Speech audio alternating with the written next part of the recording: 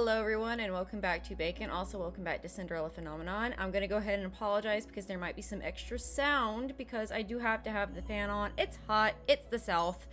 It's a thing. Anyway, we're continuing on with Rumpel's route.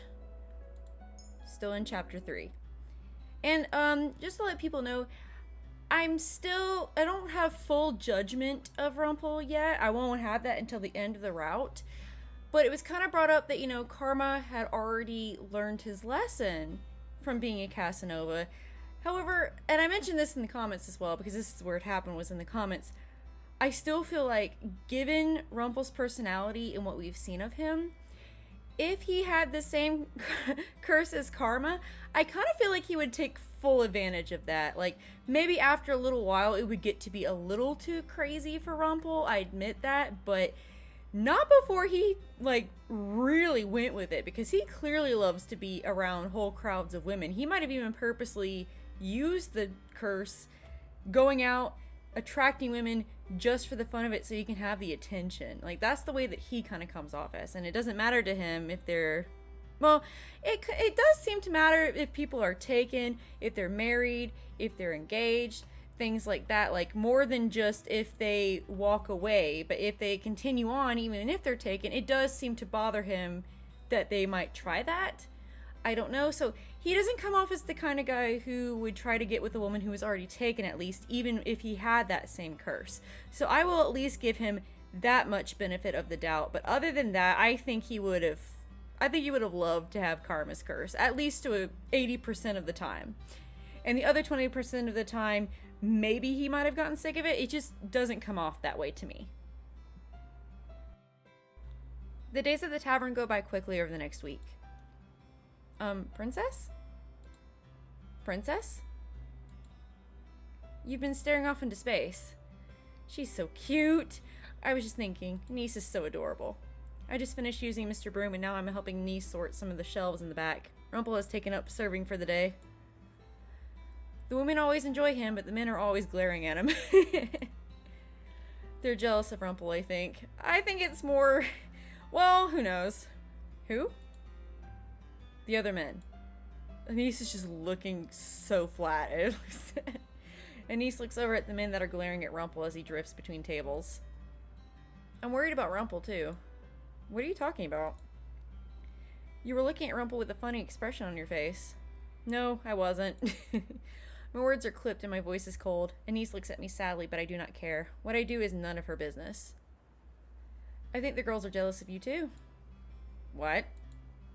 I glanced around the tavern and noticed that there were girls glowering at me. I am not unaccustomed to these glares since people have always looked at me this way. During the times I left the palace, people gave me the same looks, but this feels different somehow. Oh dear. Why would they be jealous? Because you're Rumpel's partner. I am not his partner. Oh, that's right. She didn't agree to that. And that brings me to the other bad part about Rumpel, though, is that, like, you can say whatever you want about Karma, but if he tells you no, he tends to back off. Rumpel doesn't seem to know how to back off. At least not yet. We'll see. He hasn't so far. And I think they're trying to give the message that Lucette, because she's special to him, that's the reason he doesn't back off. And it's like, no, buddy, I didn't even let Varg. Varg was my favorite. And even I liked him less for some of his behavior. So what makes you think I'm going to let you get away with your behavior, honey? You're not. He's been telling everyone that you are. Of course he is. I never agreed to being partners with him. But then again, to be fair, I just thought about this. She did kind of force herself on Rod, so Lucette's not that innocent. I apologize. I did forget about that for half a second. Even though Lucette isn't doing it in a creeper sort of way, she still did it in a very controlling kind of way that was inappropriate, I think. She was inappropriate with Rod in a similar way that Rumpel is being inappropriate with her at the moment. The only difference is that she's not coming on to Rod in a sexual type manner, and Rumpel is, and that's more of a personality difference. So I guess I can't be too mad at him for that if I wasn't more mad at Lucette for it. So just to be fair. I felt your longing gaze upon my back, and I have arrived, my princess. I will say at least Rumpel makes me laugh. Oh my good gravy. Rumpel suddenly appears between the two of us, smiling brightly. I suddenly have the strong urge to slap the smile right off of his face. Oh, Lucette. We are not partners. But princess, you asked for my advice. Advice that I gave to you because I care. No one else cares about you as much as I. And so I proclaimed us both partners because we are a match made in heaven. Oh my god, I'm having trouble finishing sentences.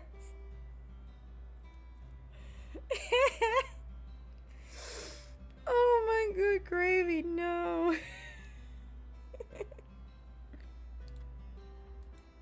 You're so overwhelmed with gratitude that you're lost for words. Oh my good gravy. If I could throw something at you, I would. A punch packed with as much strength as your love.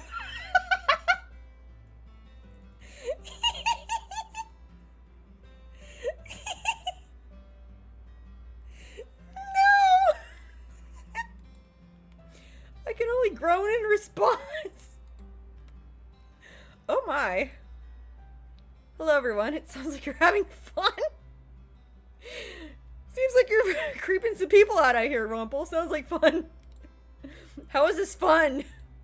Rumpel is never fun. All he ever does is spout nonsense. How dare. He doesn't mean you harm, princess. He's just filled to the brim with so many compliments, and he needs to get them off of his chest. Parfait, do not excuse this boy. Then again, considering what she's willing to let go of, this is not surprising. Well, he can go direct them at one of his many other adoring fans. I shift my gaze to Rumpel and furrow my eyebrows at him. Or do you only direct them at me because you enjoy how much I ignore you? I only wanted to help, princess. That's what partners do, right? Oh my good gravy. Oh my good gravy. We are not partners.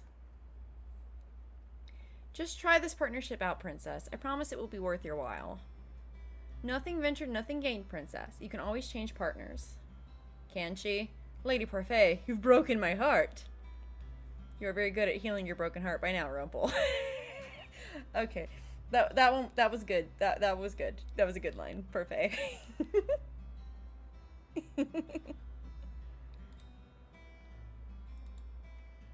Anyway, I am sorry to interrupt. I only needed to speak with Anise to make sure that she doesn't need any help with a particular list. A list? A list of herbs for me. Anise has been nice enough to gather herbs for me. Lady Parfait, is this about your body? What's wrong with your body? This isn't weird conversation. It's nothing to concern yourself with, princess. My body is just a little frail because of the burden on it. That's right. Parfait mentioned having to bear the crystal Lucis. A thought occurs to me as I look at her more closely. Wait, couldn't you use magic to heal yourself? Parfait shakes her head and sighs. I don't have the ability to heal. None of us do, except for one particular witch who calls herself the Witch Doctor. Witch Doctor? Is something wrong? Rumpel shakes his head and gives her a wistful smile. That name just sounds familiar. It's likely you heard about her from someone else before. Humans do know of her existence after all. A witch? She's not a fairy? For some reason I had thought fairies would be more likely to heal people, not witches. Also, we know, but she doesn't, of course, that half of the reason, or if not most of the reason, that she's as frail as she is because she's using too much magic, so kind of would have defeated the purpose, I think. She is indeed a witch, that is what they say. Though I have never met her myself. She is the only one who can heal illnesses with magic. She doesn't associate with other witches, though, and keeps to herself. Sounds like my kind of witch. Nobody has known where to find her for a very long time. Suffice it to say, we could never seek out help from her, even if we wanted to? Parfait shakes her head. No, unfortunately not. Then what's the point of her being able to heal people? That seems like that would be a skill that she purposely cultivated if she's the only one that can do it. Unless it's like in other stories and stuff where you just have... Some people have natural abilities that others do not. For instance, Bubbles can speak Spanish. Rumpel looks grim, but Parfait quickly dissipates the gloomy atmosphere with the clap of her hands.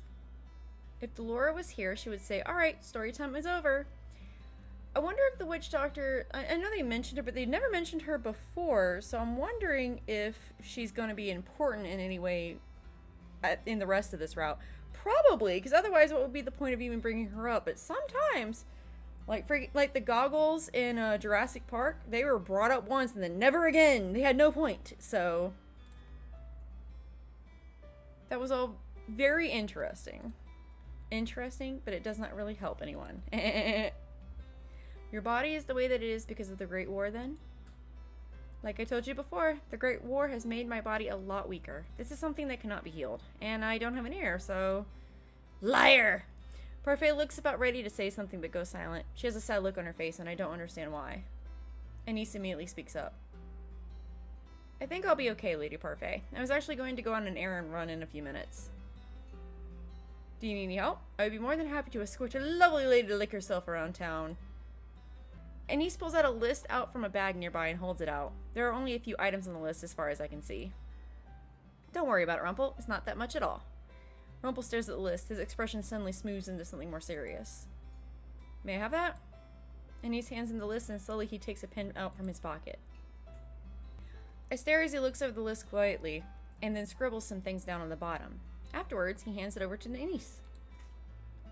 I've added some things that might be helpful. The herbs on that list are for joint pains, and you might want something a little more general. How does he know all that? Everyone is staring at Rumpel with wide eyes. Even Parfait looks impressed. You've used herbs before, Rumpel? Maybe. I don't remember. But for some reason, names came to the top of my head as I was looking at that list.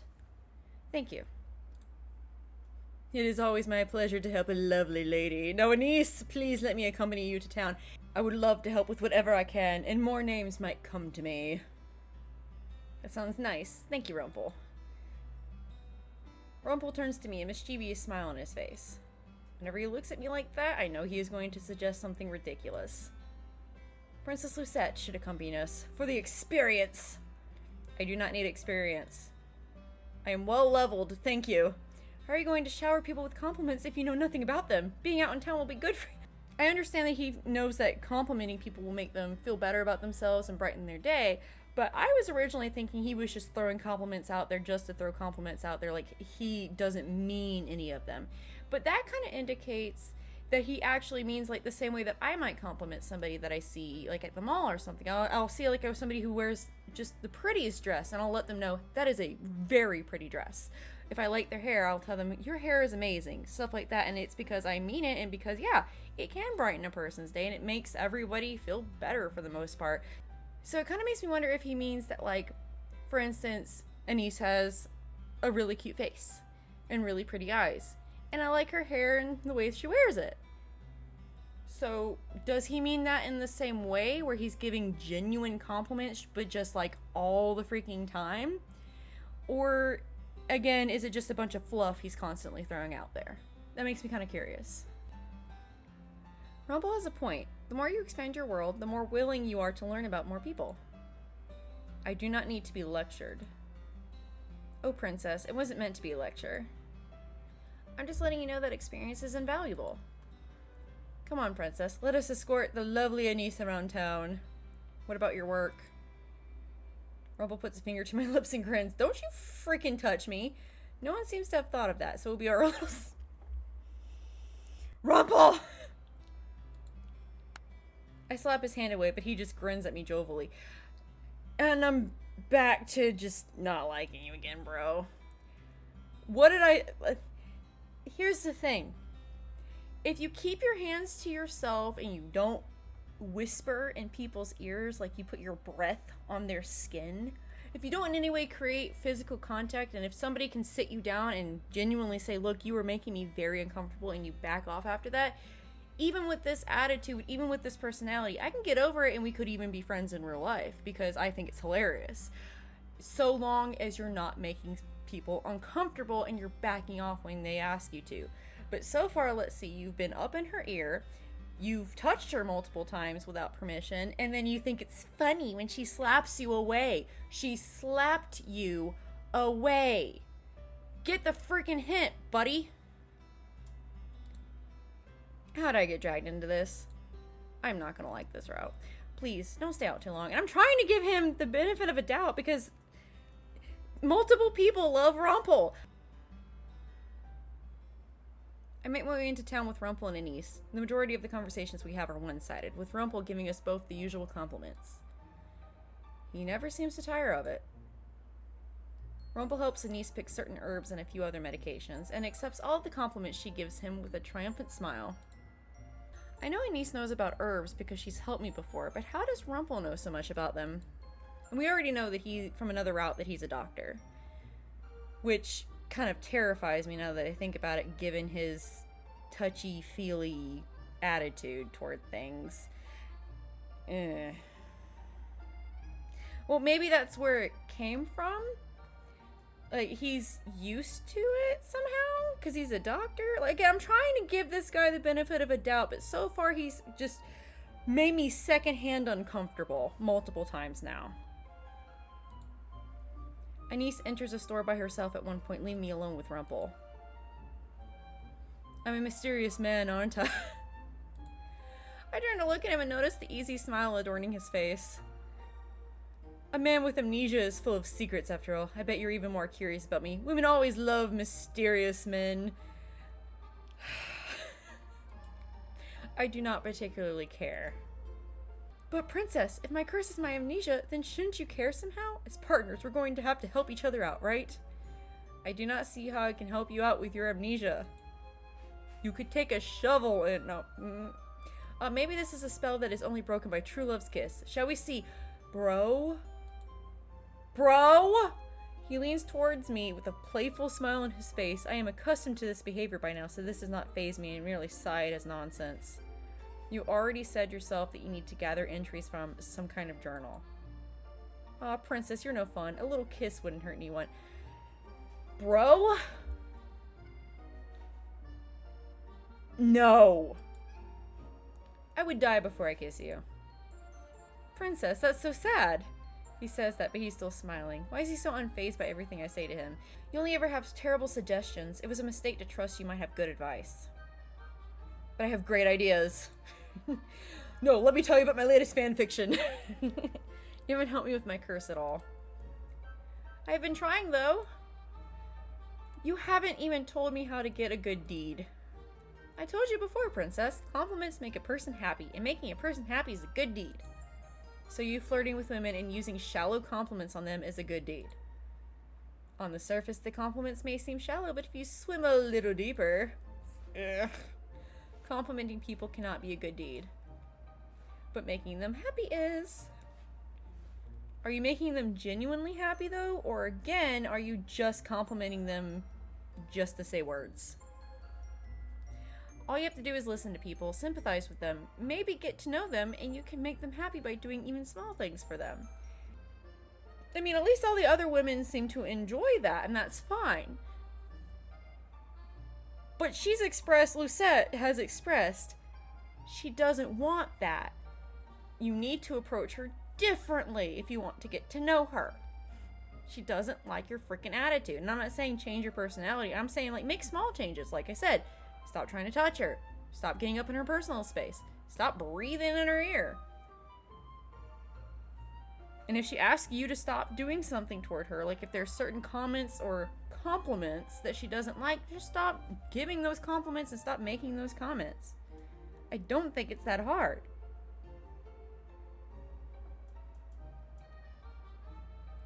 Women enjoy the compliments, princess. Besides, how could I see such beauties and not compliment them? It would be a disservice. You give compliments to people you do not even care about. Princess. Rumpel's voice trails off as he stares past me. His smile falters for a few moments and a look of confusion ripples his features. I turn to follow his gaze and see a small boy staring at us. He is shyly hiding behind some kind of notebook. There's that seriousness again. It was the same thing that happened when he added something to the list for Parfait. Then suddenly the expression changes into Rumpel's usual bright smile. Hello there. Would you like to come and speak with us, young sir? You don't remember me, sir? Oh, do I know you? I used to come to your clinic. You saved me before. The boy draws closer to us, still hiding shyly behind his notebook. I'm sorry, little sir. I'm afraid that my memories are a bit scrambled right now. I can't even remember my own name. Really? Where is Anise? Why is she taking so long? The last thing I want to hear is a conversation between Rumpel and some child. Is he going to shower this boy with Oh, I hope not. Oh, I hope not. It's a shame that I can't remember a boy as bright as yourself. Okay, I know it's meant to be innocent. I know it's meant to be innocent. It is meant to be innocent. There's nothing behind it. There's nothing behind it. There's nothing behind it. Oh boy.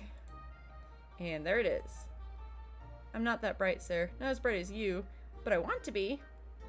He holds up his notebook, which has a small name scribbled in the corner. The words, "My dreams," are written on the front cover in cursive letters. What's this? I want to be just like you when I grow up, so I started a book of dreams just like my mom told me to. She said I could become a doctor too, as long as I tried my best. A doctor?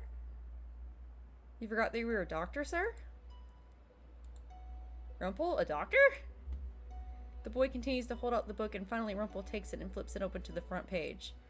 Rumpel is holding the book close to his face, so I cannot see it. I raise to the tip of my toes and attempt to look over his shoulder. He is too tall for you to be able to do that, missus. At first, Rumpel does not notice me as he stares at the page. Then, belatedly, he realizes I am there and lowers the book so that I can read it too. I lean so close to him our shoulders brush. My eyes scan over the page quickly. The handwriting is crude, barely readable actually, but I can still make out the gist of it. Rumpel slowly reads the words aloud. When I'm older, I want to be exactly like the kind doctor that saved me when I had no one else to go to. The boy's face flushes as Rumpel reads his words aloud before his curious gaze lands on me. I don't remember you. I look at the boy, irritated. Are you the doctor's wife? Rumpel suddenly looks up, eyes wide. He looks down at the boy, then at me, his face suddenly solemn. I am surprised by the words that leave his mouth next. Yes, she is, He takes my hand in his and looks down at me, an almost sad look on his face. What is wrong with him? We all know what I'm about to do. We all know it. There's no hiding it. We all freaking know what I'm about to do.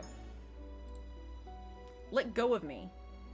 Rumpel's eyes crease with worry as he tightly holds my hand. The sadness in his eyes becomes anxiety, and I see something like fear dancing in his eyes. You really think it was my fault? The look in his eyes is so vacant, almost like he is looking through me. It is as if he is in some kind of trance. The way he looks at me makes my skin crawl. His grip on my hand tightens, making me shudder. Rather than slap his hand away, I reach out with my free hand and slap his face. I stare perplexed at the sudden bafflement on Rumpel's face. Did the slap to the face knock him out of that strange trance? He is being even stranger than normal, and the intensity of the look in his eyes is scaring me. Rumpel stares at me for a few moments, blinking slowly. Oh no, I blinked out. I'm sorry, princess. What just happened to him? The way he was speaking was so strange, almost like he was in some kind of trance. But I know how people are. They lie and they put on faces. I'm sorry for spacing out. If I invaded your space, then I am sorry. At least you have the ability to realize sometimes it's a little too far. Even if that time he was in a trance and couldn't necessarily help it.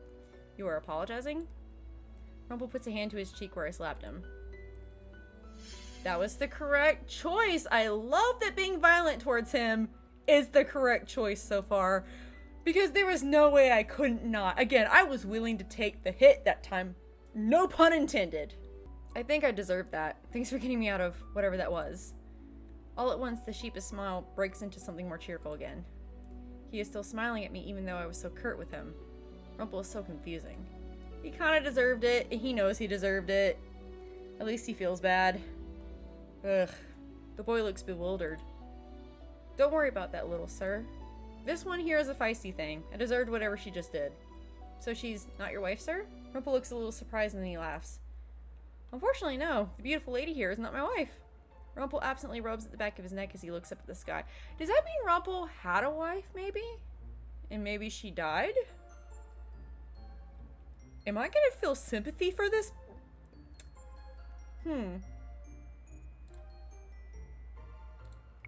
Rumpel absently rubs the back of his neck as he looks up at the sky. I'm not entirely sure what just happened, but it seems like I recovered something very important today. Or the beginnings of something important. Something important? Is he talking about a memory? He hands the book back to the boy, then he leans down and sets a hand on the boy's head.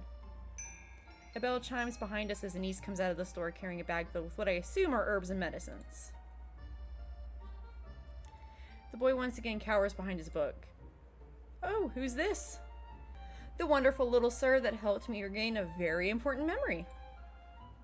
An important memory? Rumpel stands looking triumphant. I, my good lady, am a doctor. Oh, really? Truly.